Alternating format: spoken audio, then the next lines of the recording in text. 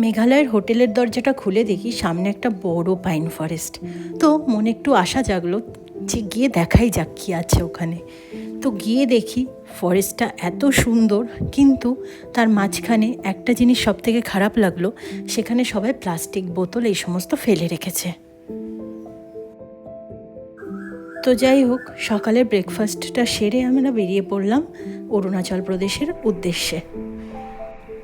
অরুণাচল প্রদেশ যেতে একটা বড় নদী আর তার উপরে একটা ব্রিজ পড়ে, যেখান থেকে গ্লেশিয়ার দেখা যাচ্ছিল, কিন্তু ক্যামেরায় সেটা ক্যাপচার হয়নি কারণ আলোটা খুবই কম ছিল। কিন্তু দেখো কি সুন্দর জায়গাটা, আমি শুধু দেখেই যাচ্ছি। তারপরে আমরা পাহাড়ের ওপর ওঠা শুরু করলাম। যখন আমরা পাহাড়ের নিচে চা খাচ্ছিলাম তখন কিছু লোক বলছিল উপরে নাকি রাস্তা অবরোধ করে কিছু হাতির দল দাঁড়িয়ে আছে, যার জন্য কোনো গাড়ি নাকি যেতে পারছে না। এইবার এই কথা শুনে আমরা তো তাড়াতাড়ি বেরিয়ে পড়লাম সেই হাতির দলকে দেখার উদ্দেশ্যে, কিন্তু রাস্তা পুরো খালি ছিল। তো পৌঁছে গেলাম এই মন্দিরটার সামনে। এটা হচ্ছে পঞ্চতত্ত্ব টেম্পল। তো এইখান থেকে কিছু শ্যুট করে আবার বেরিয়ে পড়লাম আমাদের গন্তব্যস্থলের উদ্দেশ্যে। সারি সারি পাহাড়গুলো কি সুন্দর লাগছে। ছোটোবেলায় আমরা পাহাড় যখন ড্রয়িং করতাম তখন না আমরা চার্ট পেপার নিয়ে নিতাম, আর চার্ট পেপারকে কেটে কেটে এক একটা পাহাড় বানাতাম। আর পাহাড়ের শাড়ি দেখানোর জন্য আর ওই শাড়ির মধ্যে কুয়াশা দেখানোর জন্য আমরা ট্রেসিং পেপার ইউজ করতাম। পাহাড়গুলো যেন একদম সেই ছোটোবেলার আঁকার মতোই লাগছিল দেখতে। দেখো, রাস্তায় যেতে যেতেই অনেকগুলো ওয়াটারফল দেখছিলাম, কিন্তু সবগুলো শ্যুট করা হয়ে ওঠেনি। এই পাহাড়ের ভেতরের যে টানেলগুলো আছে সেগুলো না অনেক প্রশ্ন জাগায় মনে, যে এই টানেলটা শেষ হয়ে গেলে কি দেখতে পারবো। আর টানেলটার ভেতর দিয়ে যেতে যেতে একটা অদ্ভুত রকম অন্ধকার আর মিষ্টি একটা শব্দ শোনা যায়।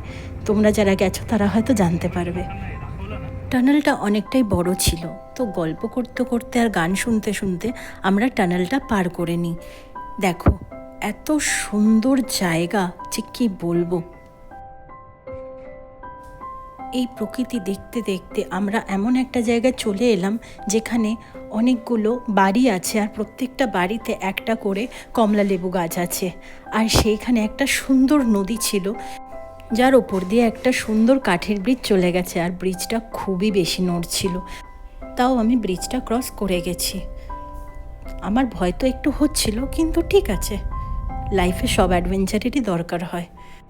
আর নদীটা ছিল খুব সুন্দর। এবার আমার হাজব্যান্ড আর ওর বন্ধু ব্রিজটা ক্রস করার জন্য যাচ্ছে, আর সেখানে গিয়ে ফটো তুলছে। আর আমি ইচ্ছা করে আমি ব্রিজটাকে নড়াচ্ছিলাম, কারণ এরা দুজন না ভয় পাচ্ছিল। আমার হাজব্যান্ড অতটা ভয় পাচ্ছিল না, কিন্তু ওর বন্ধুটা একটু বেশি ভয় পাচ্ছিল। তো আমি ইচ্ছা করে তাকে ভয় দেখানোর জন্য বারবার ব্রিজটাকে নাড়াচ্ছিলাম। তো যাই হোক, ওই ভয়ের চোটে ওরা তাড়াতাড়ি ব্রিজ থেকে নিচে নেমে আসে।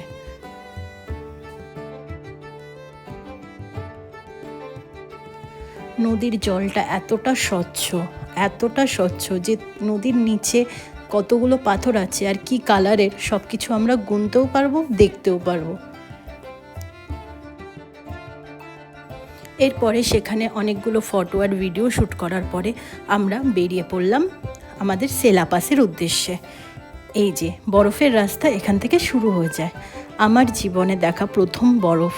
এর আগেও আমরা গেছিলাম নাথুলা পাসে, কিন্তু সেইখানে এইরকম স্নো দেখতে পাইনি। কিন্তু আমরা যখন নাথুলা পাস থেকে নিচে নামি তখন বরফের বৃষ্টি চালু হয়েছিল, কিন্তু স্নো মানে জমা হওয়া স্নো, এটা আমার জীবনে প্রথম দেখা। আর এই স্নোগুলো দেখে আমি ভাবছি আমি কখন যাব, গিয়ে একটা স্নোম্যান বানাবো।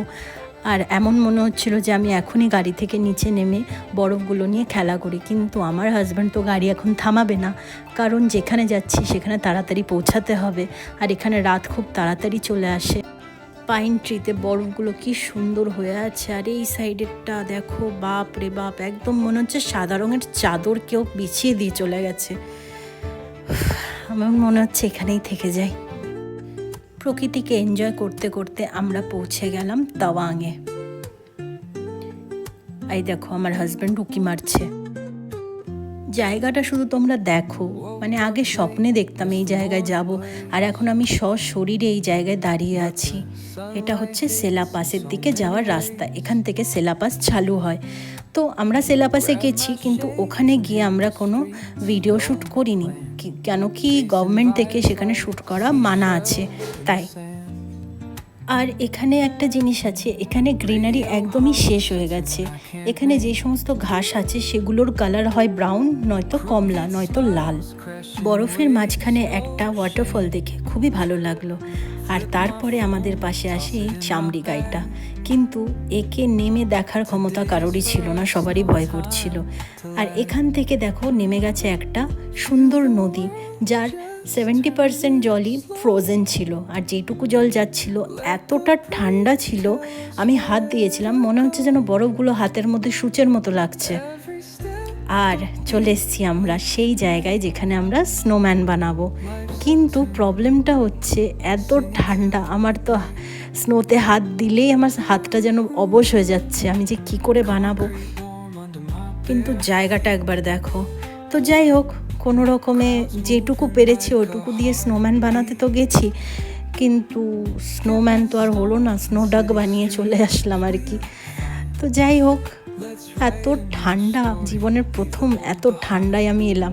নাথুলা পাসেও ঠান্ডা ছিল, কিন্তু বরফে আমি হাত দিইনি ওইখানে, কারণ বরফ ছিলই না। আর এই ঠান্ডার মধ্যে প্রথমবার আমি বরফে হাত দিয়েছি। তো আমার এই স্নোডাগটা কেমন বানানো হয়েছে অবশ্যই জানাবে, ঠিক আছে? দেখো, যেতে যেতে আমরা একটা ফ্রোজেন ওয়াটারফল দেখলাম, ফ্রোজেন। বিশ্বাস করো, ওখান দিয়ে জল পড়ছিল না, বরফগুলো ভেঙে ভেঙে পড়ছিল। এত সুন্দর জায়গা, আমরা এনজয় করতে করতে যাচ্ছিলাম। বিশ্বাস করো, আমাদের ডেস্টিনেশনের কোনো ফিক্স ছিল না, যেই পর্যন্ত রাত হতে হতে আমরা পৌঁছাতাম সেখানেই আমরা রুম নিয়ে থেকে যেতাম।